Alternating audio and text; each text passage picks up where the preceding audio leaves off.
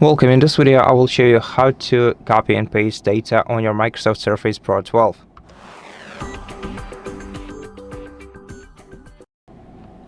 So let's start by going to File Explorer, open some folder in here, and now to copy and paste some file, we have to select it or them, then you have to tap copy if you want to copy it, and cut if you want to cut it out from this directory. Then go to a different directory and tap paste to paste it in here. If you cut it out and then paste it into a different directory, it will be removed from the original directory. Also, you can hold your finger down on the files or the selected files that you want to copy, and then select copy to copy, cut to cut right here on the toolbar. And then in the very same way, you can hold your finger in a different directory and select paste.